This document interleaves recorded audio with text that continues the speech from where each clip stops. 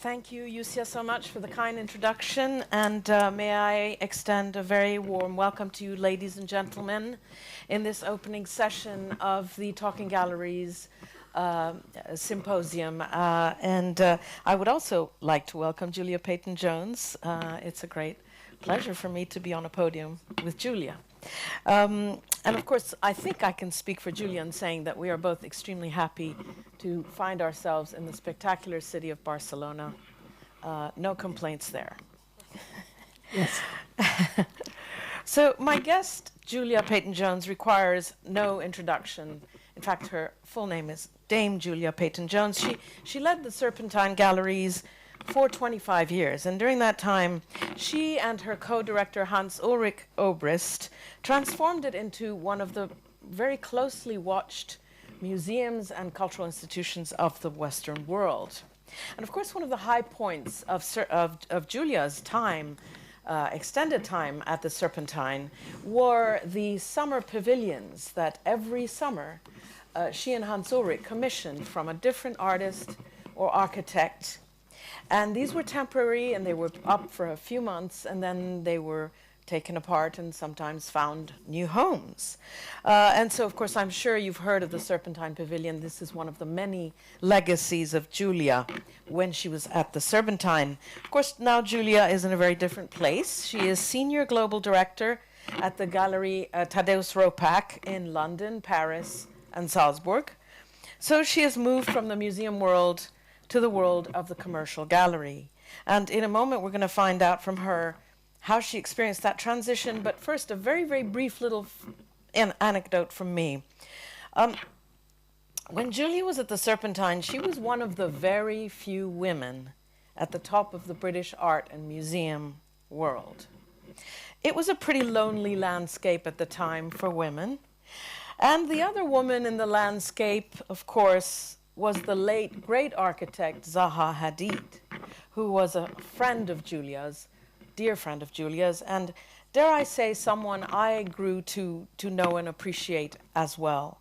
And on one afternoon in August 2013, I joined Julia on the lawn outside the Serpentine. It was August, so it wasn't raining. We could actually congregate in the outdoors, and I asked her about this shortage of women at the top. And she said it was because the UK workplace, which had been shaped by generations of men, was ill-equipped to accommodate women who do things differently and see things differently. Julia said, "The glass ceiling exists because there's not a way to enmesh women in the professional world," she said. "We don't know how to do it, and we also don't know how to support women so they can do it." Now, of course, things have changed for the better since then, thanks to the Me Too movement and the March of History. Tate, the Vatican Museums, and the Louvre Museum all now have the first female directors in their history. And of course, there are examples being set by men, such as Prime Minister Justin Trudeau of Canada, who, of course, as you know, has a cabinet that's half male and half female. And somebody once came up to him and said, "Prime Minister, why did you appoint a cabinet on merit instead of putting half women in your cabinet?" And his answer was, "If I were to appoint my cabinet on merit, more than half of it would be female." So Julia, a little introduction to our conversation. I wanted to ask you how you felt the picture had changed since that last conversation we had roughly a decade ago. And of course, I want you please to talk about the gender balance in the commercial art world as well as in the museum world. Are women being exhibited, collected, recruited in high positions more than ever before? And may I ask, please, that you turn off your mobile phones? That would be very kind. Well, of course, it's going to be my mobile phone, which is going to go off, and it's in my handbag over there. So let's hope. No, oh no, it's here. Oh, thank God. Nobody will ring me. Thank you very much for inviting me. I'm very, very excited to be here in Barcelona and to be in Spain. I was in Madrid yesterday. I haven't been here for far too long, and it's just an incredible pleasure. And to be on this panel with with Farah. Thank you for your kind introduction. So, have things changed? Yes, they have. But I always feel it's a sort of unequal truce, if I can put it like that, about how far women have come, and also how far we can go, because, you know, there is no limit to what we can do or indeed we want to do. But there are more women artists being exhibited. There are more museums showing women artists. And indeed, it's an exciting time when almost everything seems up for grabs. I should add that this morning, and I didn't know whether to start with this or to bring it up further down our discussion. But, you know, the world is in this incredibly precarious position. I need hardly tell any of you. And in the Times today, it said President Putin may not be bluffing with his threats to use nuclear weapons in Ukraine. So it is in that context that we have this discussion today, when actually we all might be having to rethink what we do, how we do it, when we do it, and who we do it with, over and above the rethinking that has already gone on because of the war in Ukraine. And I certainly don't want to turn this into any kind of political discussion, but I think context is, after all, what informs the art world. It's what informs artists, it's what drives them to make art. And for all of us who are involved in exhibiting it, either in the commercial world or in the not-for-profit world, these are really major considerations of our time. Yeah, so I mean, the context so far has been extremely complicated with the pandemic, 2.5 years of quasi-shutdown, and now we have this new spanner in the works, as you say. Big spanner. Yeah. Yes, indeed. But I mean, you know, the beginning, the middle, and the end is for artists to flourish and to make great work. And that doesn't matter whether you're in the commercial sector or whether you're in the not-for-profit sector. That is really what certainly makes me get up in the morning, and always has done. And to see great art, which I believe you can see in any context, including art fairs. People always say you can't see.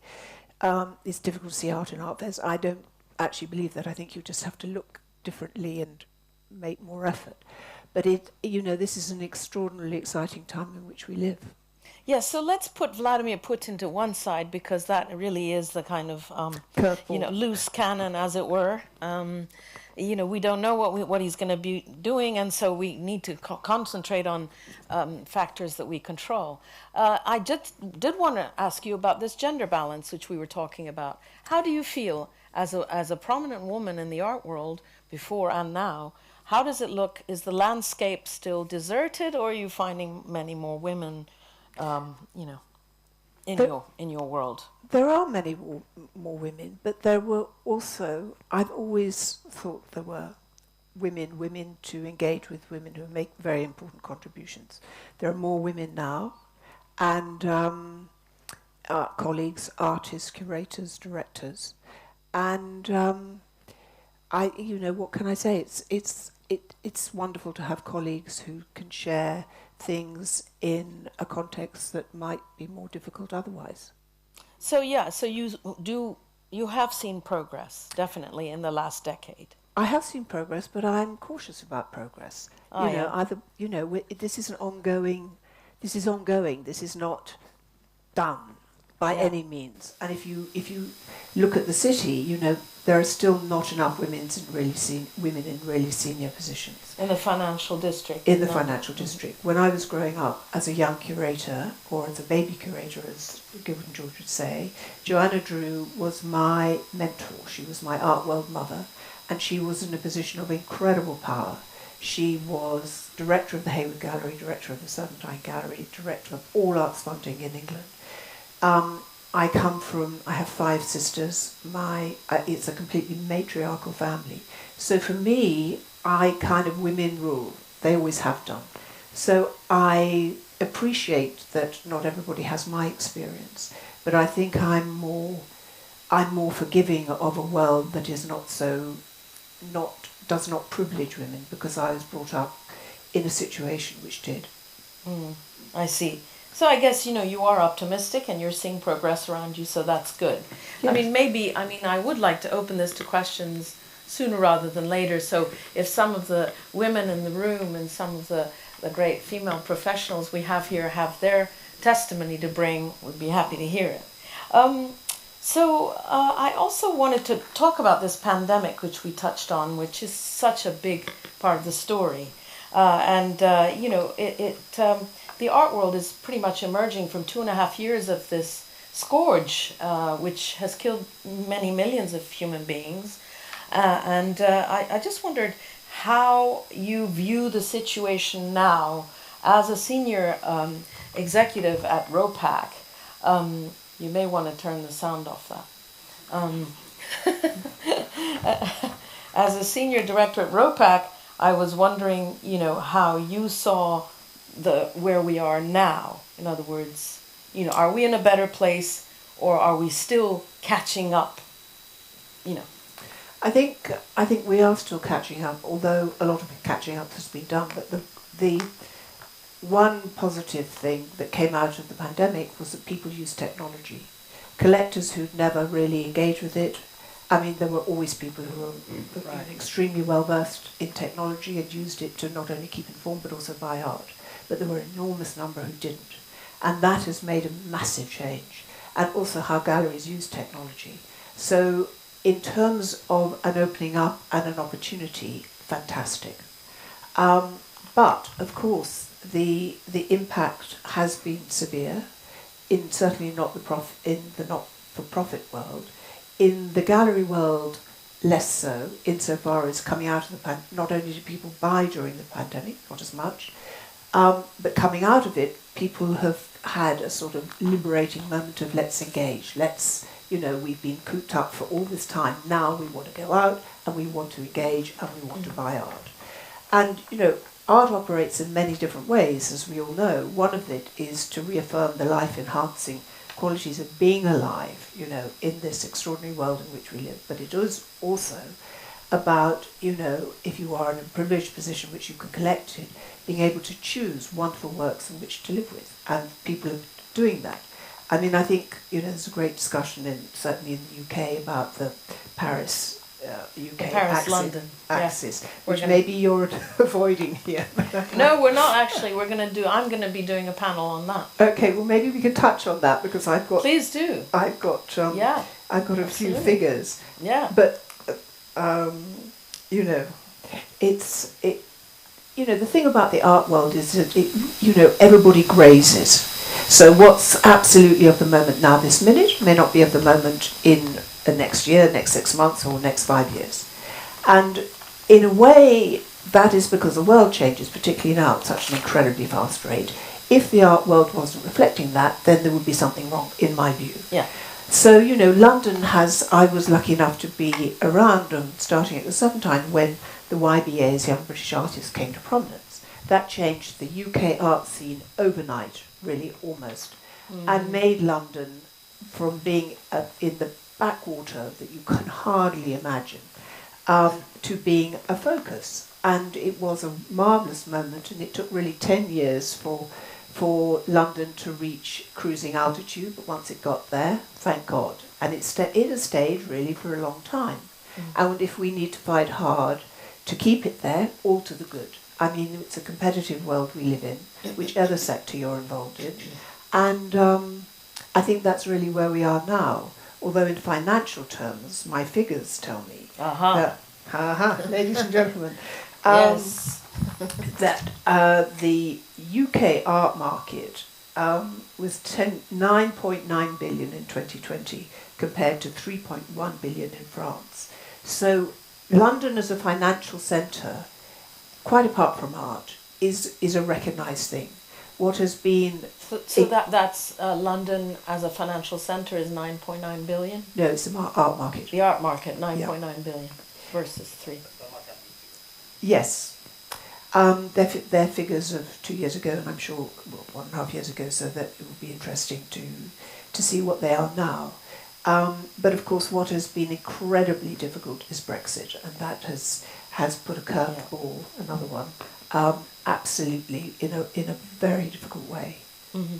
Absolutely. But you were touching on technology, and I think it's a theme that interests many people in the room, because we've had this whole NFT phenomenon, of course. I don't know how involved Ropac, the gallery Ropac, has been in NFTs at all. Have you been engaging with that? Have you? No. No. One of our artists, Tom Sachs, is very engaged, Okay. and he is making work about it. It's and it is also, it was part of his Christmas gift last year. So we are engaged with it, but not. I mean, you were talking about the incredible sale price. Yeah. In your introduction. I mean, not at that level. Absolutely, no, we're not. Okay, so, I mean, do you know why not? Do you know why Thaddaeus and yourself and others haven't really decided to take the plunge into this thing that was making a lot of money for a while? Well, I can't speak for Thaddaeus. You Okay. need to Please ask him. speak I for can yourself. speak personally and invite an answer from anybody here about who has seen good art as an NFT. Right. And that's really it. Mm-hmm. So, I mean, Tom Sachs is a most brilliant artist, and obviously I'm in no way relating my remarks to him. But I think it's difficult. It's another economy, certainly, in a financial market globally, which is extremely buoyant. I don't think there have ever been so many billionaires. So the opportunity is there. But for all of us, I feel, even though I've shifted from the not-for-profit sector to the commercial sector, it's still about encouraging and supporting artists who are making great work. Yeah. And I think, I feel personally that is really the most important thing, because, then there is always a market, there are always audiences, there's always something to write about, and it's something to be treasured. However, NFTs are a phenomenon, and I would be, I think, mistaken if I didn't take them A, seriously, and B, be engaged with them. Mm-hmm. And so on technology, you were saying the gallery has engaged with technology. You mean that you've developed your online tool, that there's more online transacting going on? Yes, both. Okay. Right. But also there's a comfort level that I think didn't exist before. And I'm talking about across everyone. Mm-hmm. There was always a sense, well, if you don't see it quite in person, then is that okay? There are, of course, many examples of collectors who never saw their art until they actually arrived on their front doorstep, or indeed in their storage unit, and maybe then they didn't see it. But nevertheless, the idea of art is that you engage with it in person. That's obviously not always possible, but that is the kind of principle, an old-fashioned idea, possibly. Mm-hmm. And so, what other lessons have we learned? Because really, we have been through a planetary cataclysm. I mean, Yeah. this is not a blip, this is not a financial crisis. It's a real cataclysm that we're still in some ways. And I wondered how you felt the art world and the art market should be behaving differently. What should we be doing differently from what we did before? I think life dictates that, rather than us saying, let's have a list and go through it and tick them all off. Right. I think so many things have changed. The effect of the pandemic is really incredibly serious still. The war in Ukraine certainly has a very serious impact on economies all over the world. It's making people more cautious, and also possibly the idea about, in these uncertain times, those collectors who can buy at a very high level. The theory is always that at the highest level those works of art are protected. What becomes more difficult is middle tier and lower tier. Yes. And what we can do about that, I mean, these are things way beyond our control.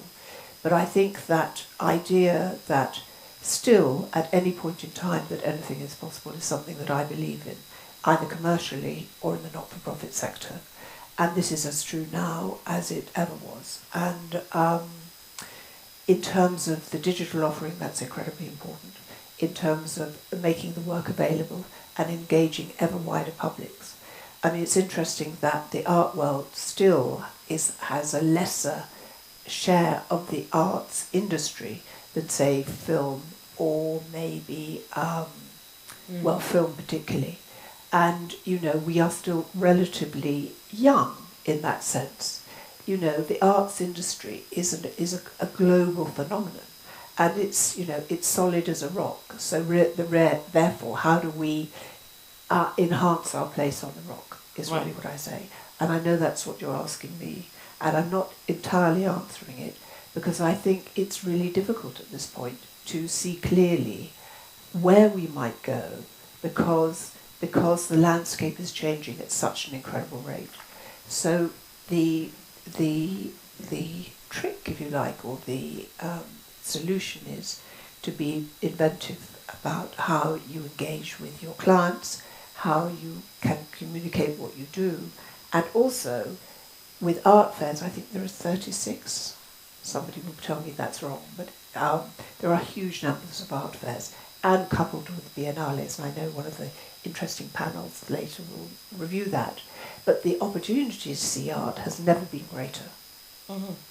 Let's go back to you, Julia, and can you explain the transition from museum director to commercial art world, going from a completely non-selling, non-profit institution to a completely selling for-profit institution? Thank you for that question. I thought I was an incredibly good salesperson at a certain time. You absolutely were, there's no question. But you weren't pocketing any money for it. No, that's true. Yeah. I thought that I could go and work for Goldman Sachs, no problem. The reality is, I mean, I am immensely admiring of my colleagues, because they are both extremely knowledgeable, but also very good at sales. And I think to be a good salesman or salesperson is an art. To be knowledgeable is a necessity. And I'm, as they say, in transition. I've been transitioning for the last 5.5 years. And what makes my job so incredibly fortunate at the gallery is that I've been able to curate exhibitions. I work with 4 artists very closely, both on their careers.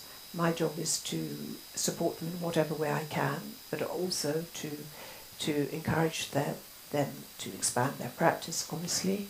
Not that they need that at all.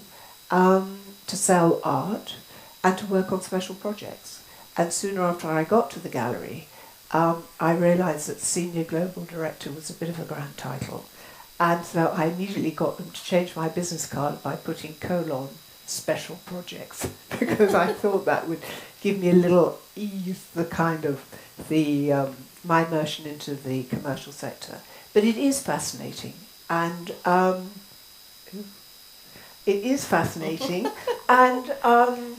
I feel incredibly fortunate, because the artwork is a virtuous circle. It has always been a virtuous circle, and that makes it, I'm seeing another perspective. What do you mean the art world is a virtuous circle? It's a virtuous circle because in order for it to function, in my view, it needs collectors, it needs museums, it needs philanthropists, which may or may not be different to collectors. It needs academics. It needs obviously artists at the very centre of everything. It needs writers. But if any one of that piece of the cake should be missing, it suffers. And when I started in the art world, there were no collectors. There really were no collectors. How can that be? Because you mean there were no collectors of contemporary art or yeah? Yes, that's more accurate. There was no collectors of contemporary art. There were only about 5 commercial galleries. And you know, when you think of London today, it's this incredible stretch from the east to the west and north to the south. There's a commercial gallery wherever you look. It's an incredibly dynamic scene. But when I started, that was absolutely not the case. And so it has grown in a way that you can't imagine. The English, the UK looked backwards, not forwards. And it was really a revolution without bloodshed. And the YBAs have an enormous amount to do with that, because through them the press followed, and once the press followed, then everybody thought that was rather cool. Princess of Wales got involved. She was the patron of a certain time, and so on and so on. But it built steadily over years. And in the same way as collectors have become more and more immersed, amazingly, in the UK just as much as anywhere else, I wouldn't say more so, but there's an incredible level of engagement and appetite and desire, not only to know about art, but also to own it. And how are sales doing at the gallery now? I mean, I know Thaddaeus represents people like Anselm Kiefer. I don't imagine he's having any problem, marketing those paintings. But he also has many other artists in this stable, emerging ones, younger ones. How are they doing? Because the problem with the art market, I don't need to tell you, is that it's very top heavy, isn't it? I mean, like, at least that's where the money is, and the attention and the auction attention is at the top. But what's going on, otherwise, especially post-pandemic? Well, I'm pleased and proud to say, which I would have to anyway, but actually it's true, that the younger generation are hugely desired. I mean, the interest list for the artists that I work with, Megan Rooney, Alvaro Barrington, Mandy Al-Sayegh, Bjarne Melgaard, is extraordinary. I mean, it's not unusual to have 150 people on the waiting list. How do you explain that? Because they're doing wonderful work. But there's also the opportunity, people think, of investing in this artist when they're still young, and then perhaps, there is the whole flipping thing that they might end up doing, which is an ugly word, I know. No, but I mean, it's part of the world, the commercial world. I mean, I'm learning, I come from the outside, so I'm very fascinated about how everything works. We spend an enormous amount of time deciding who is going to get what work. Not as a way to torment people, but to ensure that the work does not change hands. And so it's actually a reasonably lengthy process. And, so it doesn't come, touch wood, dear God, I hope this is going to work, and they don't come back on the market.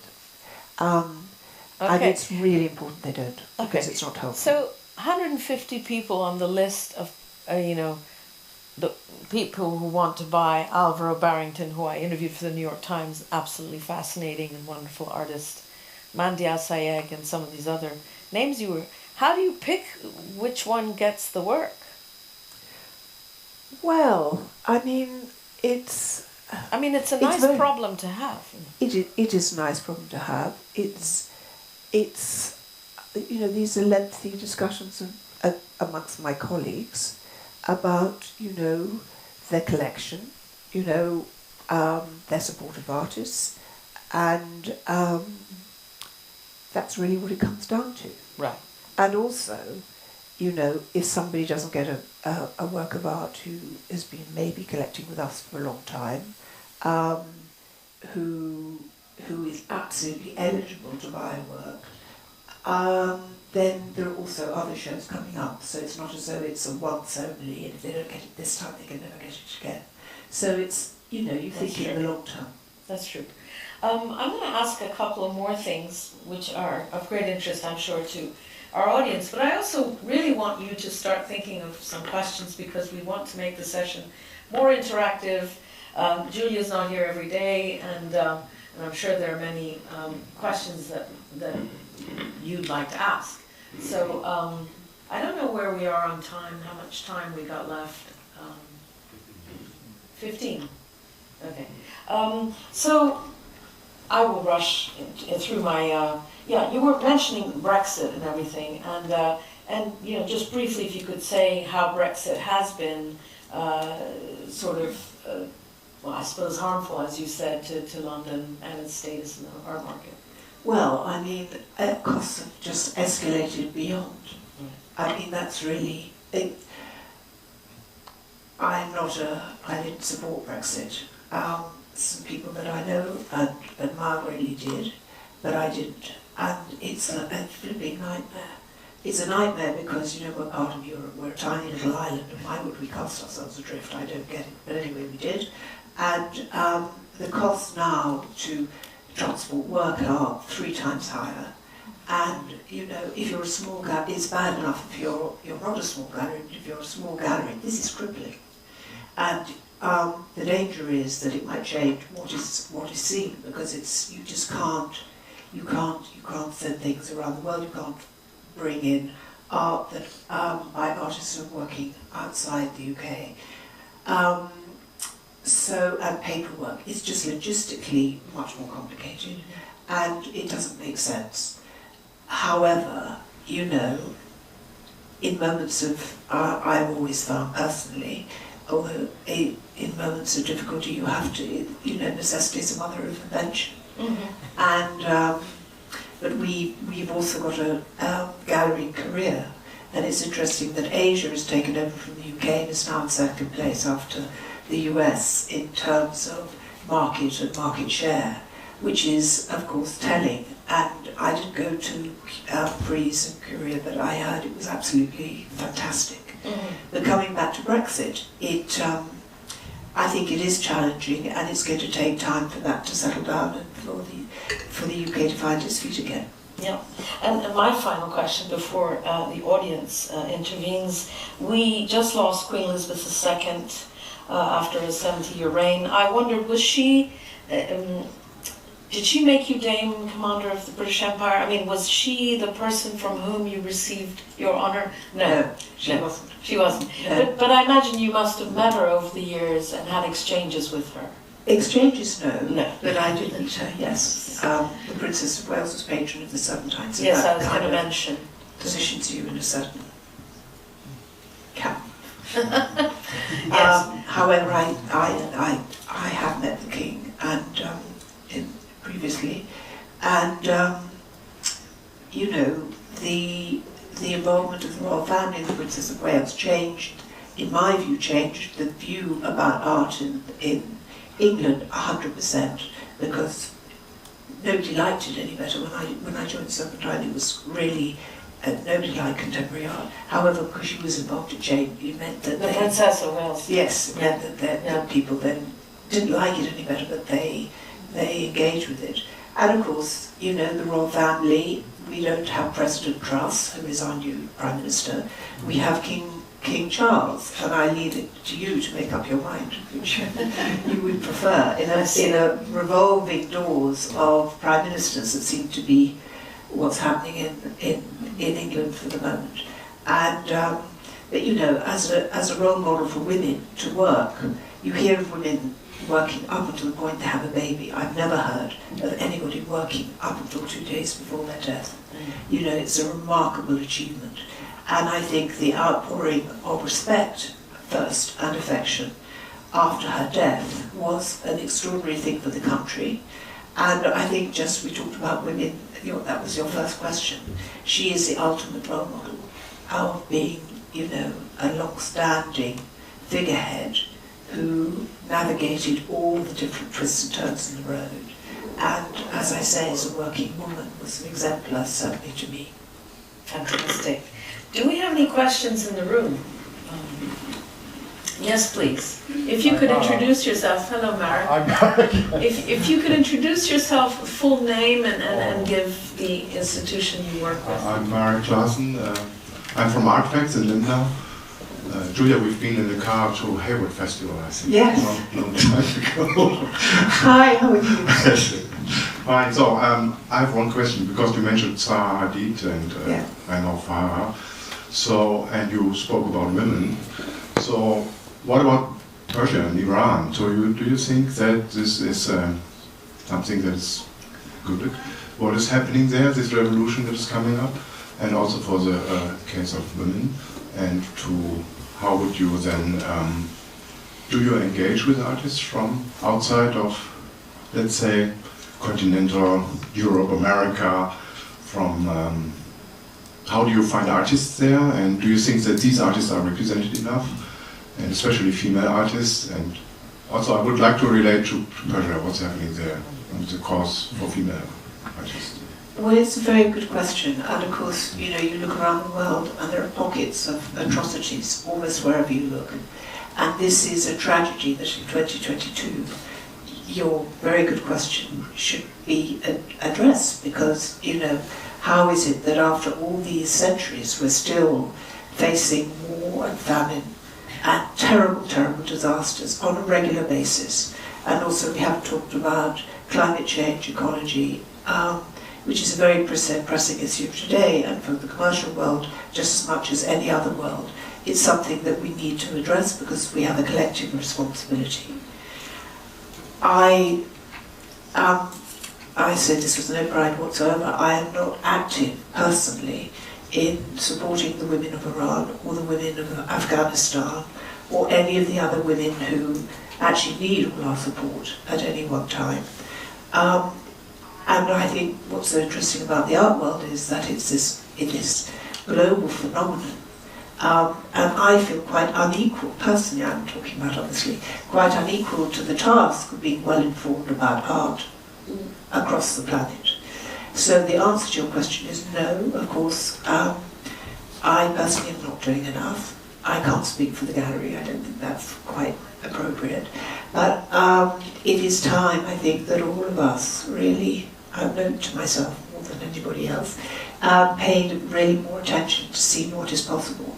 But there are obviously very many restrictions in many places that make it very difficult. Another question. Yes, we have a lady in the corner. Please introduce yourself if you could. Can you hear me? Is it on? Yeah. Thank you for this wonderful conversation. My name is Anja Obradovic. I come from Serbia, owner of Hestia Gallery. I live between Paris and Belgrade. So we're participating in Paris Photo with the gallery this year. And as you know, they have a special section that's called Elle pour Paris Photo.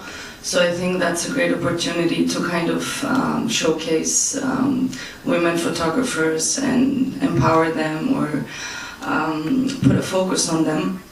My question would be, do you think that even though these kind of things are putting a highlight on the women, then are they also shadowing, in this case, the male photographers, or how could we achieve then a balance? Because there's also been a little bit of debate about the recent Venice Biennale, that then it was too many women, so how can we, what's a good way then to achieve a balance, or what's your opinion on this, basically? Thank you.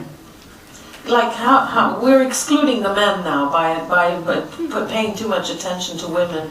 We're excluding men and... No, I mean, no. It's a focus.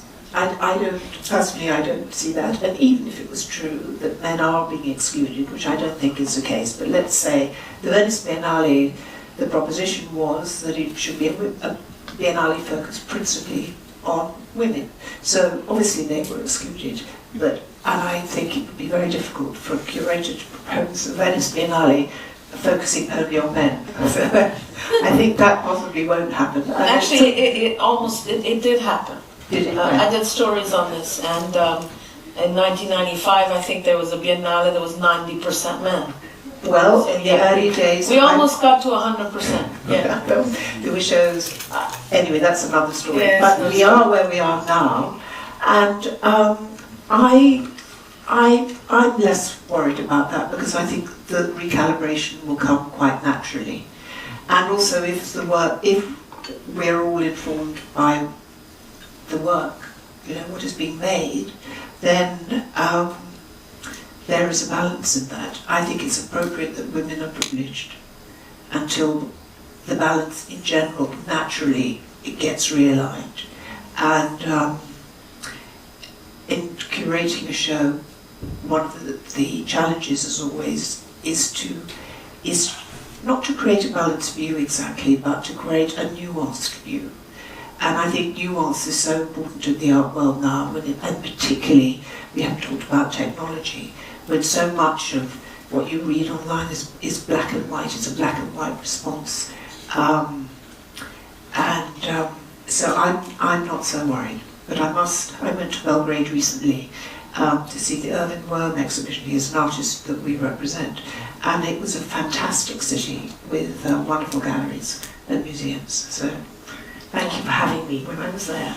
Yeah, in answer, if I may add something to what Julia just said, I was recently at the Armory show, and Cecilia Alemani, curator of the Biennale, was on my panel, and she basically turned around and said, we actually need more exhibitions resembling mine, because there are still too many women who have been overlooked, underrepresented, invisible, erased, etc., that there's still a lot of work to be done. So she actually called for more exhibitions of her type. So, do we have another question? We have time, I think, for maybe we have 5 more minutes, and that's plenty of time to get at least 2 questions in. Yeah, remark, as long as you keep it short. It's related. Okay. Hello, I'm Paco Barragan. I will be on one of the panels. What do you do, Paco? I'm a curator, Okay. sometimes, and more things. Okay. Wonderful panel. I was thinking, when you talked about the 150 collectors waiting list, that reminded me that wonderful article by Walter Robinson, the Julie Miretto affair, that was published on ArtNet. If you haven't read it, please do so. It's an amazing piece. So I was thinking, oh, something like that must be going on, but not. Okay, can you tell us what your remark is? The question is, we were talking in the taxi, is how was the reaction of your colleagues from the museum world when you shifted to the commercial world? Was it positive, negative, whatever? I mean, I think they were surprised, but not more than that. But I'm not sure. Were you surprised? Did you Yes. notice? I mean, Yes. that's interesting. Very. Were you? Yes. Well, I think also it coincided, as you may know, I had a child, and that meant that I could work in the museum world in the way that I had been doing. And so I needed to find a job that I could still be a professional woman, because that's part of my DNA, to be still in the art world, which is my passion, but also have a lifestyle which was more manageable.